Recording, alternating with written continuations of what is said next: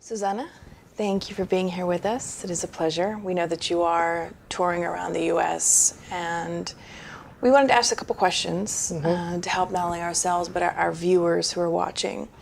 This idea of Jesus, for us as Spiritists, has a different connotation, has a different meaning altogether. But for you, as someone who is an avid speaker giving lectures throughout the U.S., how do you reconcile the image of Christ or Jesus to the American public versus the Jesus that we know? And how do you sort of reconcile with that? And what is your experience with that?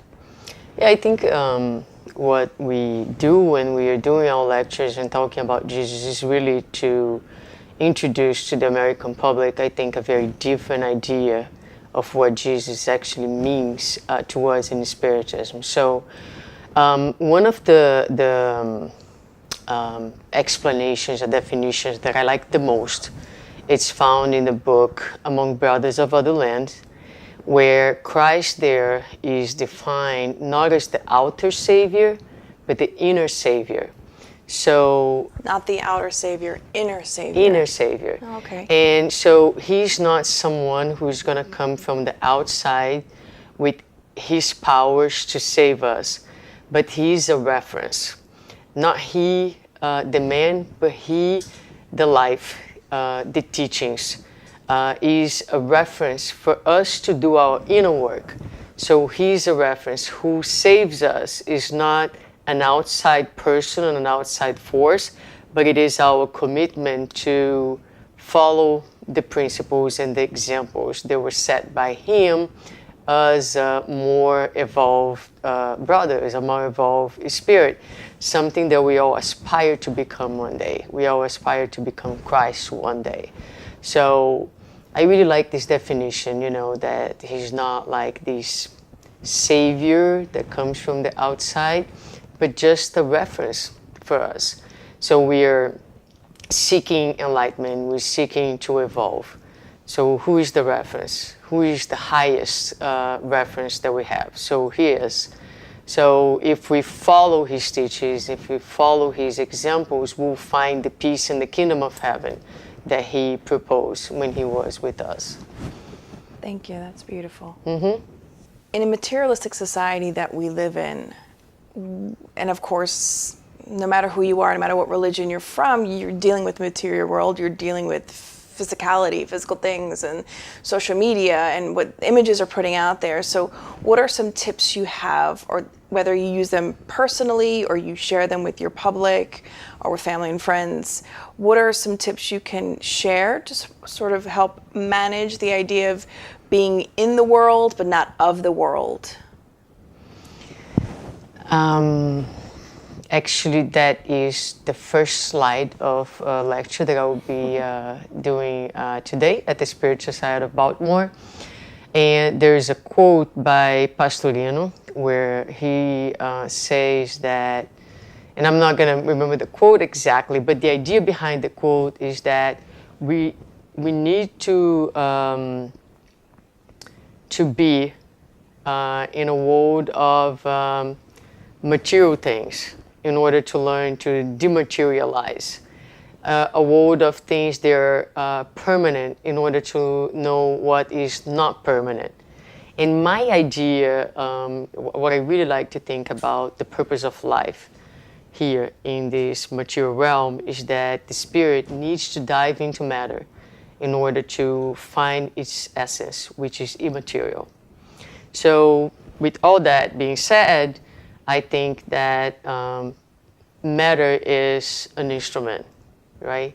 And so we need to have this material existence. We need to be into the material in order to learn what is essential to us.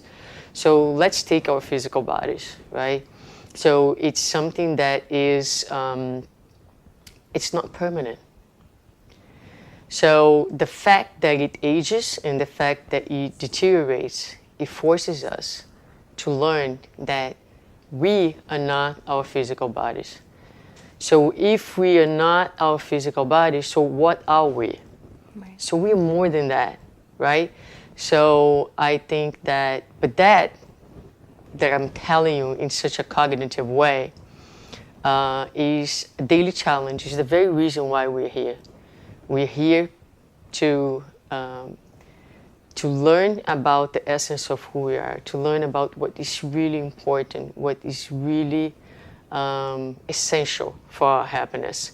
And matter is the instrument that allows us to have the experiences and the bridges and takes us to the places that we need to be.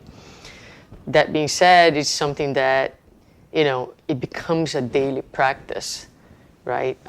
So I have no authority to be saying, how people should or should not be dealing with aging, for example, because it is a very difficult situation, because for us, in our level of evolution, in where we are, we identify very, very deeply with anything and everything that is material. So much so that our sense of worth is very much tied in with the material. And so Brené Brown, she likes to talk that we live in a society that is characterized by a sense of scarcity. We don't have enough. We don't feel like we are enough. We're not intelligent enough. We're not tall enough. We're not skinny enough. We're not talented enough. We are not extraordinary, because she says it's not enough to be ordinary people. Everybody must be extraordinary to have a sense that you're actually worth it. And so it's a challenge, but I think that the fact that matter is not a permanent thing and transformation is part of our life is precisely what helps us to learn about what is, truly essential in life. So it's an exercise that I'm doing. I'm on this boat, every day, trying to put in practice, just to be aware and conscious. You are worth it for nothing that you do. The moment that God created you out of love and said, you are divine, my divine child, that's where your worth is, just because you are. You don't need to do anything to be worthy of love. You just are. Awesome, thank you. Mm-hmm. The subject of sexuality and one's sexuality, recently I heard something from Dr. Alberto Almeida giving a lecture about how even when we say the word breast or penis, it seems like it's a dirty word. So we have over time and through the ages sort of made such topics so taboo and to seem dirty that even ourselves, we view the whole issue of sexuality as something dirty and secret. And so it creates so many issues within every man and women. It creates so many issues of like, oh no, that's wrong. Or so how do you not only reconcile the issue of sexuality, but sexuality from different types, whether it's bisexuality, homosexuality, from a religious, spiritist, or non-religious perspective, and what tips could you give to the younger generation that are growing up now, that are luckily enough, where it's becoming less and less taboo, yet there still are a lot of taboos. There's still a lot of criticism, especially from the religious arena. It probably is the most sometimes harsh because of just biblical reasons or old beliefs, atavistic ideas, beliefs. So what tips could you give to people that are growing up now in the LGBT community, or just heterosexuals that are scared of their own selves? Yeah.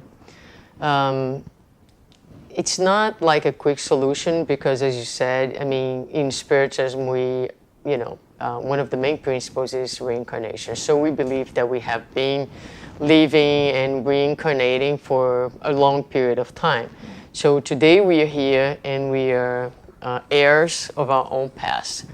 And so all the belief system that we lived in, religion throughout time, and all the taboos around sexuality, they remain in us, So how can I speak differently to my children if I don't work in myself in first place, those taboos, and, seek to look at it from a different light?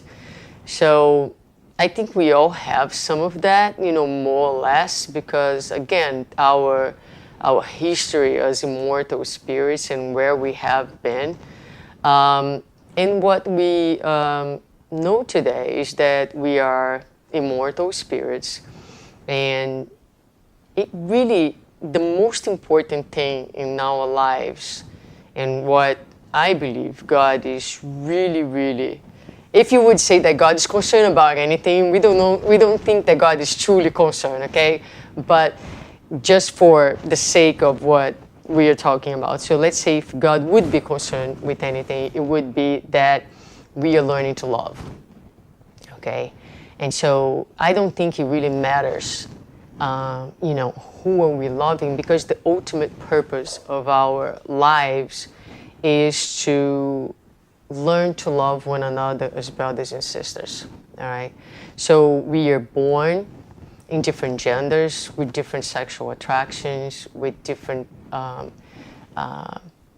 perceptions and possibilities. The possibilities are pretty infinite in the realm of sexuality. But the most important thing is that we learn to dignify our relationships, to respect one another, and to love one another. So the sexual part of it, the physical part of it, will always be a consequence of this experience.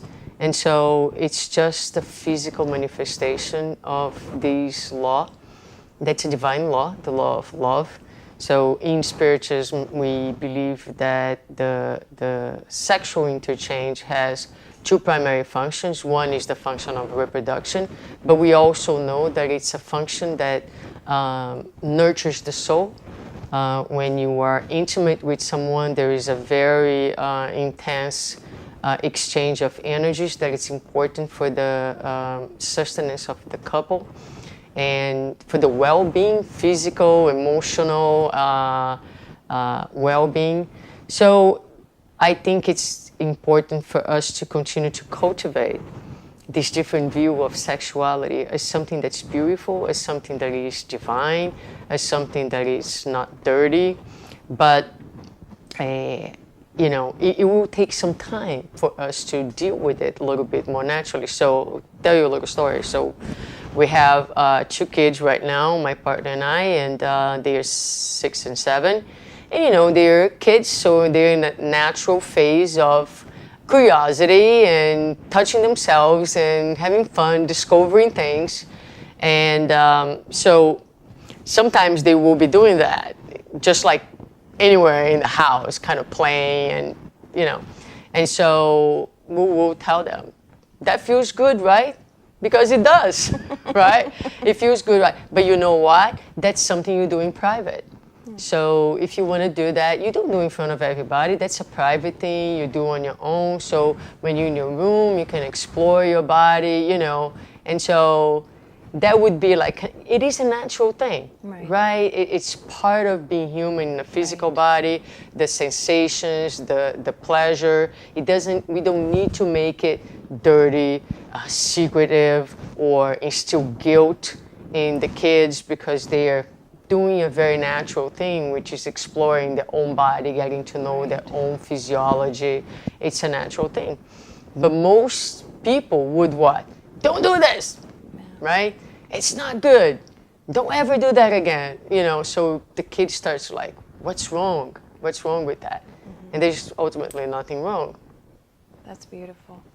Recently, I heard, or we watched actually, that you got together a panel. It was a whole seminar with several people talking about homosexuality under the light of Spiritism. And recently you had a coming out panel. Can you share with us about that experience, whether it's your own personal experience, but also those who share their own coming out story, what that was like? Yeah, the panel was actually part of a seminar on sexuality, and we addressed the topics like transgender and homosexuality, sexuality in general, and it ended with this panel. The whole seminar was a project that I had for a few years in my mind, something that I wanted to do. But I had in my mind that I wanted to do something a little different than, there are a lot of people talking about sexuality, from a cognitive and philosophical perspective. But I feel that it's different when you talk about something and you are on the inside. You're living it. Yeah, you're living it. You know, your perspective is going to be very unique. And I felt like I myself have done several lectures on homosexuality, which I'm going to open a parenthesis.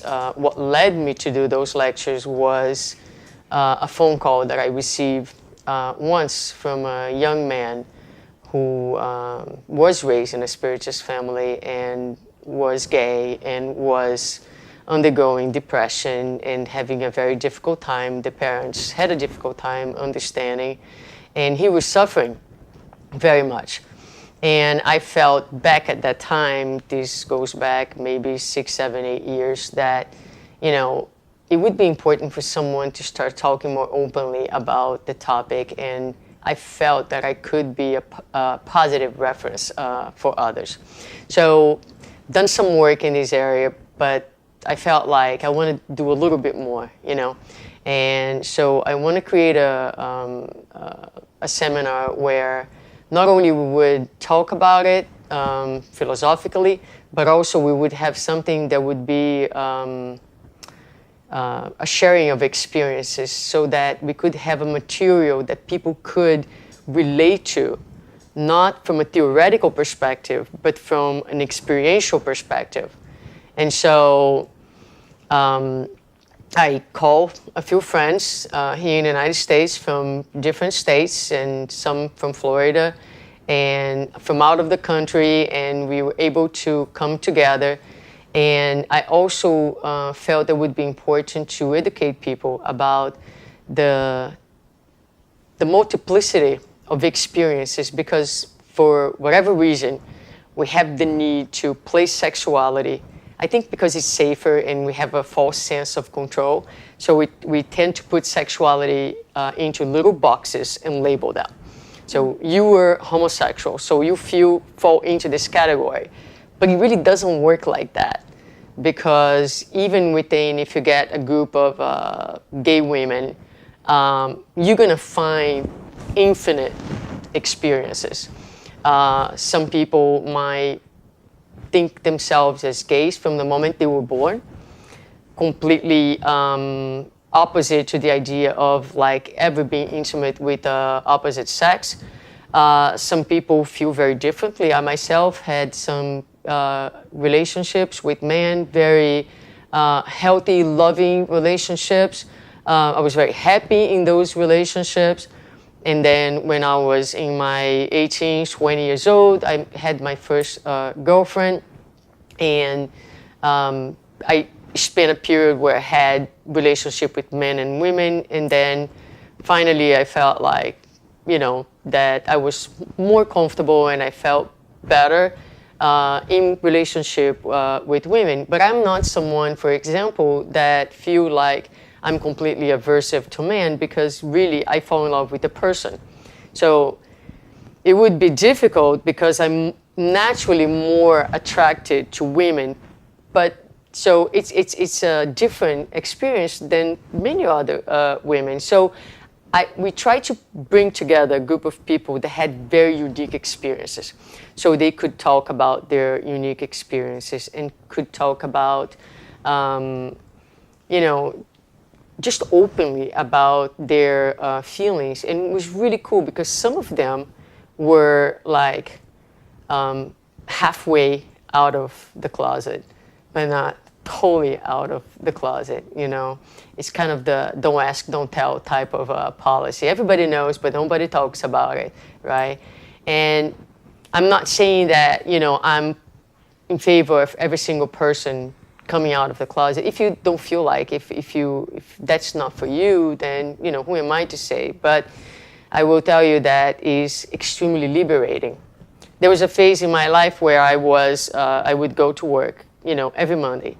People get together to have lunch. It was in a rehab setting. Everybody's talking about what they did on the weekend with their families, with their spouses, and you were there sitting quietly because, you know, you don't feel comfortable sharing. Yeah. And it's like if you don't have a family, or you don't have a weekend, or like you don't do anything, you know. So it's just really, really nice when you can come in and just like any other person, speak. Me and my wife, me and my children, we did that, you know, just like any other person. So I think it was very cool because for some of the people who participated in the panel, ended up being actually a very, I think, a healing experience too, and you know, it was very impactful and meaningful in their lives. So it worked in many different ways, but the main thing was like I really, really wanted to be able to offer, whether you're spiritist or not, you know, look, I went through this, I had my struggles, you know, and today I am successful. I, you know, feel pretty healed in my internalized homophobias, in my guilt, you know, and it's possible. It's possible to have a family, it's possible to be happy, it's possible to be successful, you know, all the opportunities are there for you, and I did, and these people with me did too, so you can do that as well. That's awesome. Suzana, you have a lot of experience within the Spiritist movement in Florida and abroad, being the president of your Spiritist Center, being the president of the Spiritist Federation of Florida. What kind of experiences either can you share with us or give tips for someone who's thinking about starting a Spiritist Center in their particular location? And what sort of updates can you give us with the Spiritist movement here in the U.S.? All right, let's start with the second question. Okay. So in terms of the Spiritist movement in the U.S., I think I look at it with positive eyes. You know, I feel like despite of the natural struggles that exist, because there always exist struggles where there are people, we are moving forward, and we are doing some important work.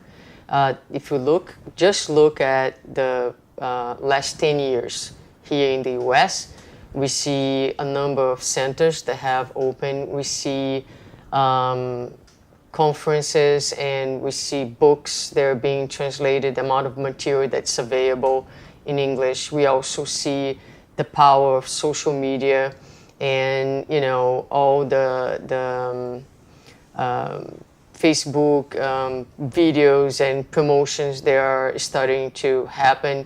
I think it's still in its infancy, because I think it's still very much, everything that's being done is still very much, or in its majority, focusing on the Spiritist movement itself, kind of within the Spiritist movement. I think that we have a challenge to see how we're going to take all this outside of the Spiritist movement.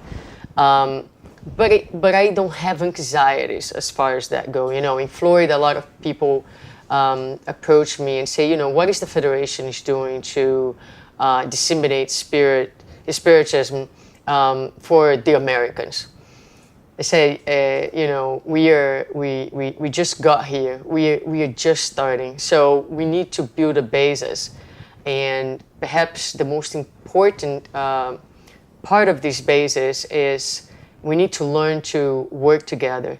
We have tremendous amount of talent in this country, people who are great speakers with different areas of knowledge, also with different talents such as technology or creativity or marketing. So we are seeing now a movement where people are starting to realize that if we want to take this message outside of this narrow circle of Spiritist worker and take it to a different category, a different level of work, we need to join our efforts.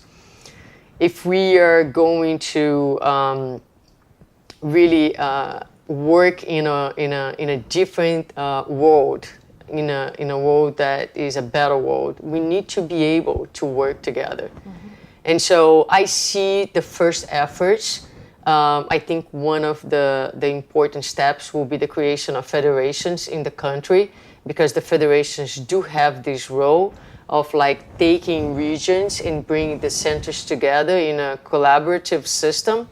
And then you have the spirituals, the United States Federation that should be coordinating this joint effort across the country so that we can be even stronger and the message can be disseminated more effectively and rapidly.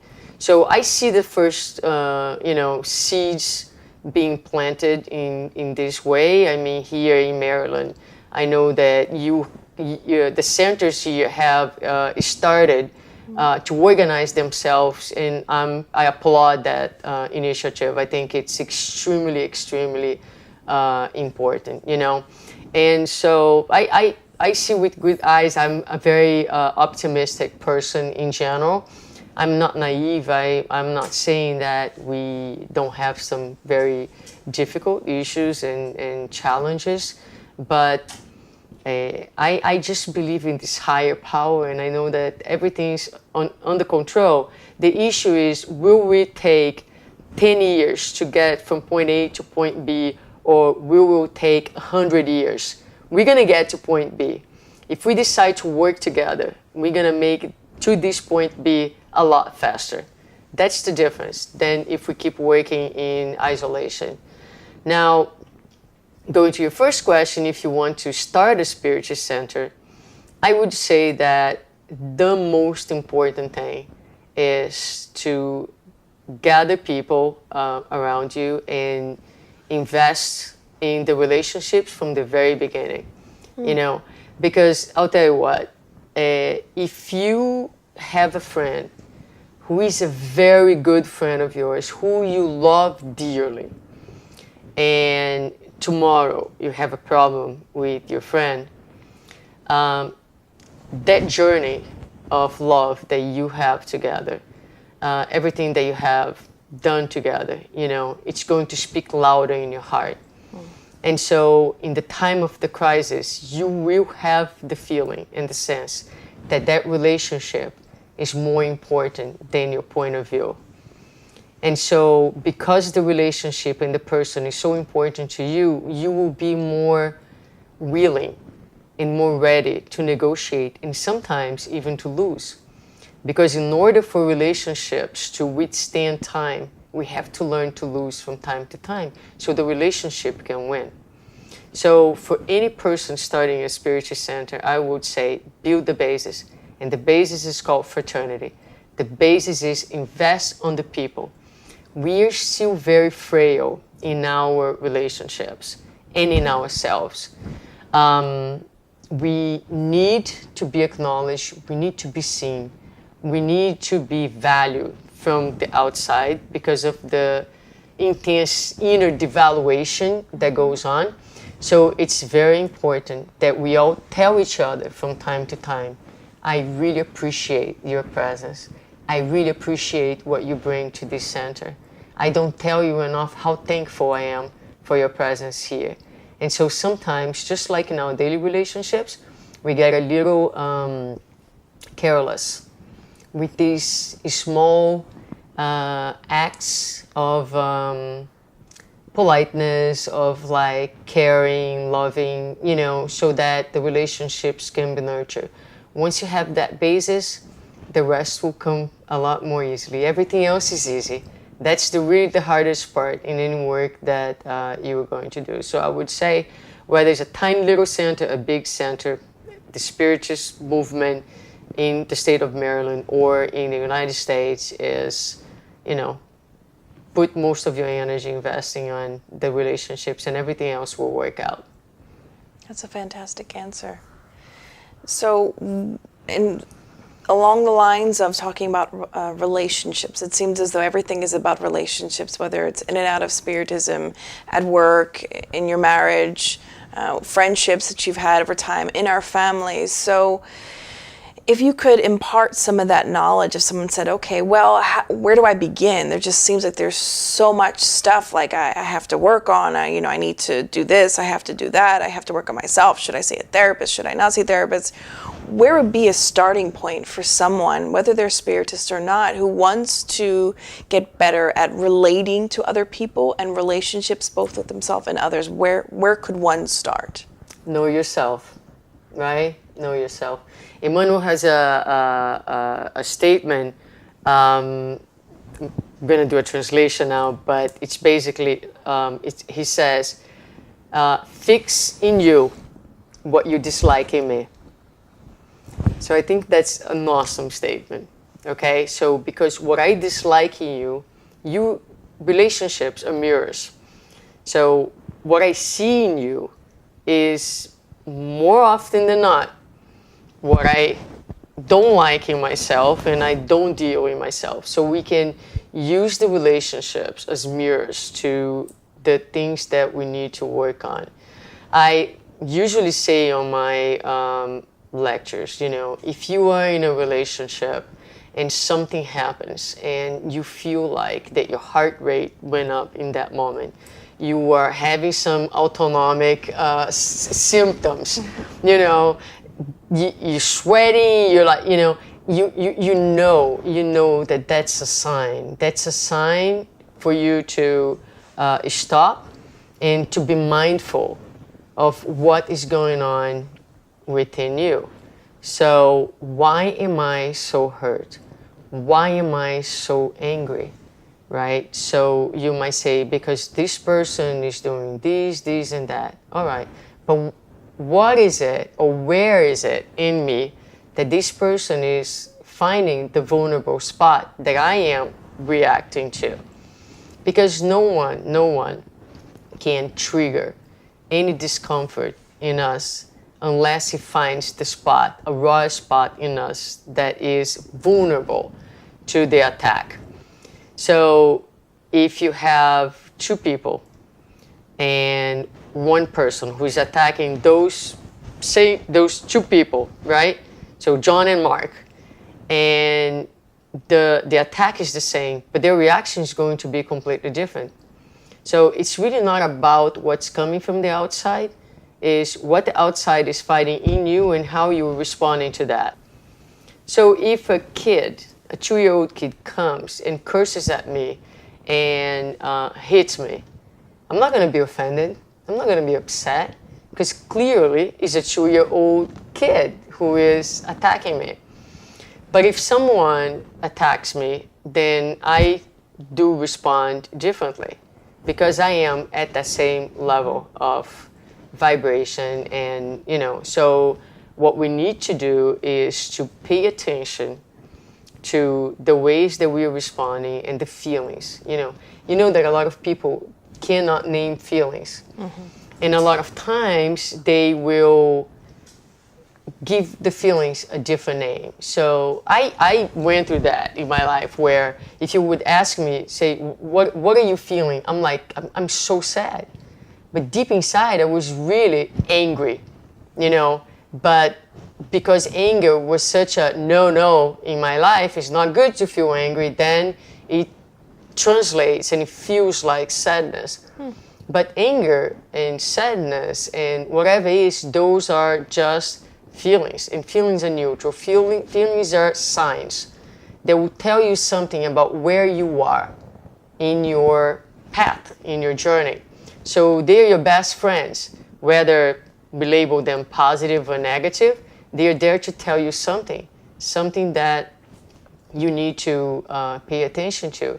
If you have a toothache, you go to the dentist. It tells you that there's an infection, there's something going on. Moral pain has the same purpose. It tells us there is an area in us that is morally infected and need attention. Yeah, no, that's awesome. Yeah, I can talk forever, so I can. No, that's awesome.